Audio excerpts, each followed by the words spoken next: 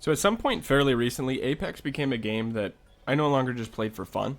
It became a game that I honestly couldn't stop thinking about. There was a time in my life where this happened before, but now that I'm a father and married and work a 9 to 5 job, it hasn't happened in a while. But I'm at work as a data analyst, building out a dashboard, and I'm thinking about Apex Legends. Or I have his Watson on in the background, or more recently, a little bit of his Larpson. If you know, you know. But I think if you've ever had a game do this to you, you know exactly what I'm talking about. And it's a little bit embarrassing for myself. But basically, I've been playing this game since launch. I'll post a screenshot to prove that I was playing in Season 1. I don't know if there's any way to prove that I was playing in Season 0 or not, but my first Xbox achievement in this game, I believe, was in February of 2019.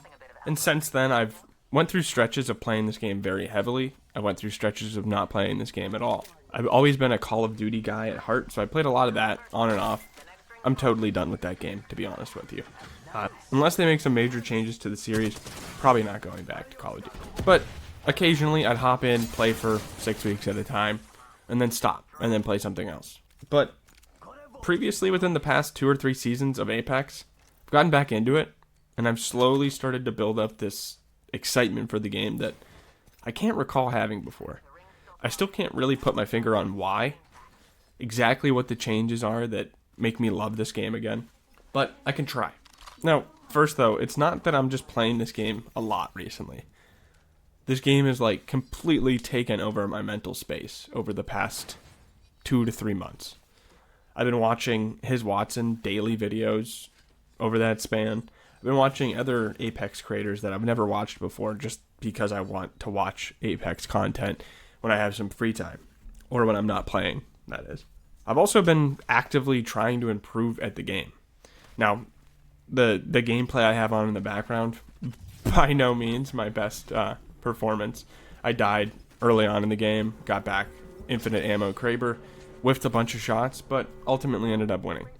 Not a lot of KP, nothing like that. And the rank reset just happened, so the competition wasn't great either. I just didn't play the best, but we got the dub. So I guess that's all that matters in rank.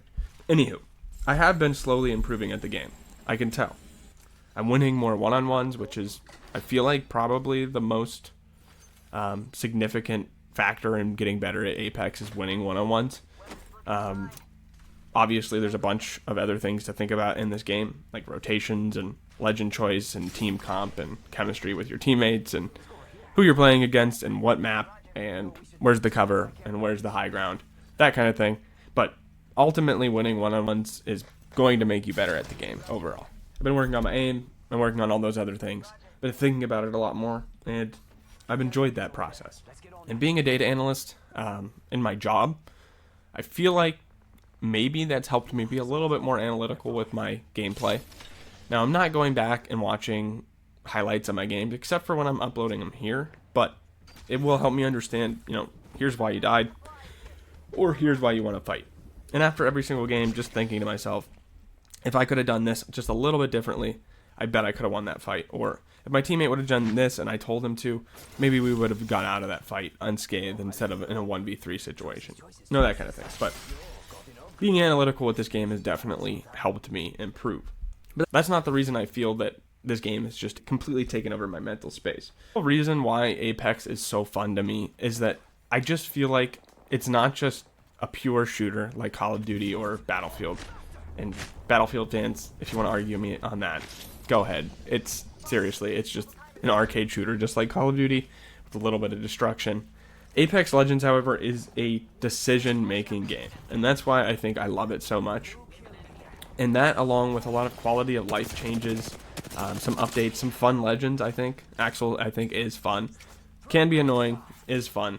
We'll see how it goes after the most recent nerfs, but Seer is not fun. Valkyrie is not fun, I will say that. But every rotation that you make, every decision that you make is like a risk calculation in your head. And you have to do it in real time. And this is the type of thing I think about at work. Not necessarily, dying in a gunfight, but every decision you make as a data analyst has some component of risk to it. Whether it's risk of time, wasting time, going down a rabbit trail of data that doesn't ultimately lead anywhere. But even that is valuable as a data analyst.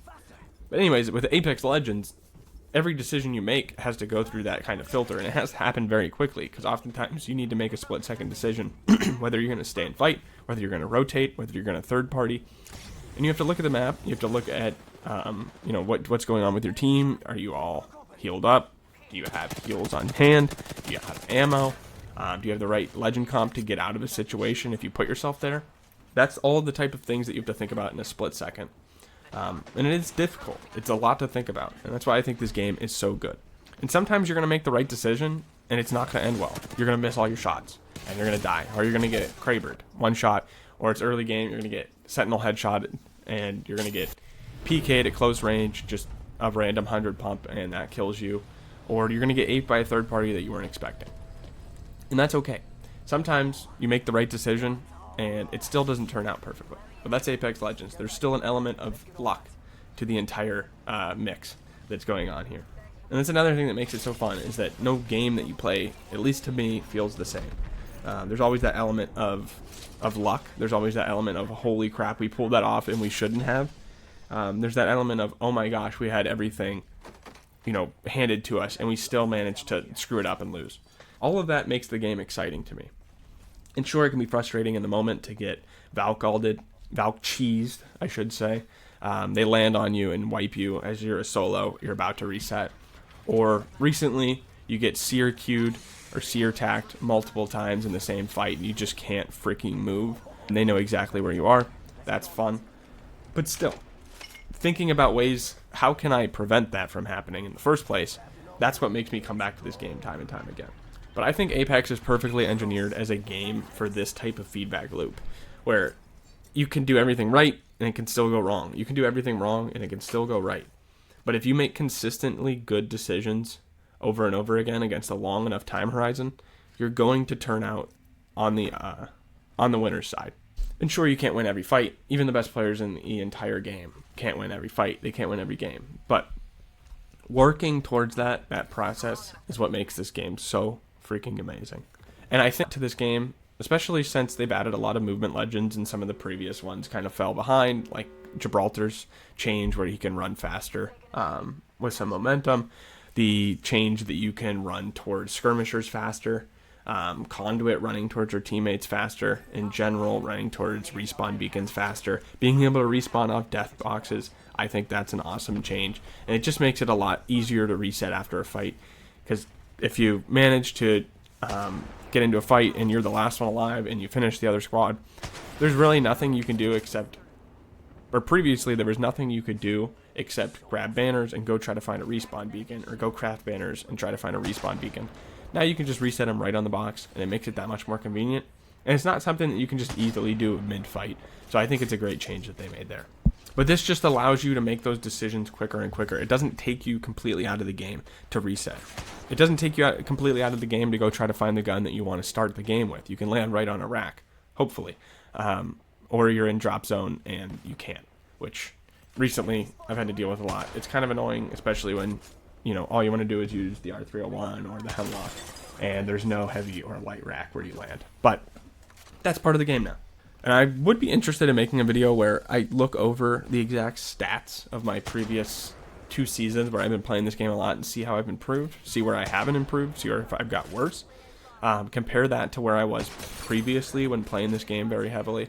Because like I said, I played this game all the way back to Season 1, potentially Season 0. I don't know exactly when that started. But like I said, February 2019 is when I got my first Xbox achievement for this game. So it had to have been somewhere around there that I started playing the game. And obviously the game has went through a life cycle since then. It's changed a lot. It's really a completely different game than it was on launch. But honestly, I think what makes me come back to this game over and over again is that it's honestly a probability exercise where you are trying to give yourself the best probability to win each gunfight, to win each one-on-one, to win each game.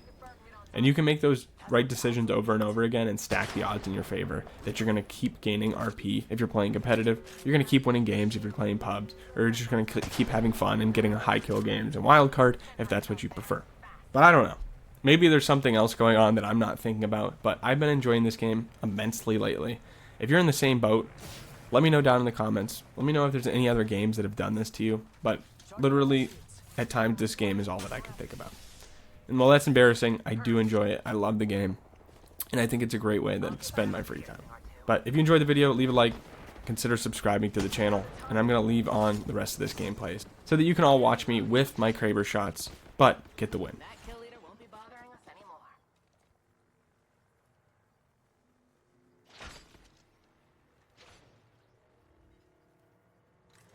Come on in. Watch out. Enemies here.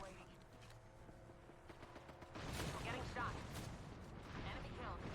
Recharging shields. Reloading.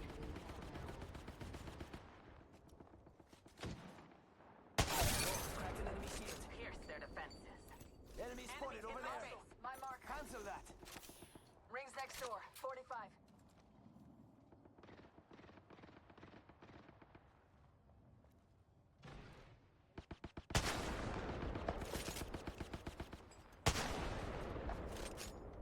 They're not getting back up from that. Ring enemy far off. Half of one. Forget that. Bad dudes over there. The mundane.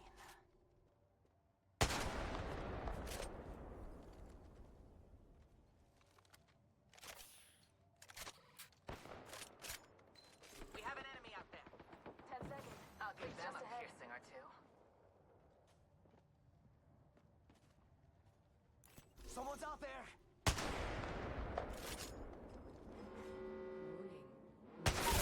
Cracked an enemy shield. Downed one. Wow. It looks like the last ring is coming to see us. Hey, we got bad guys over there.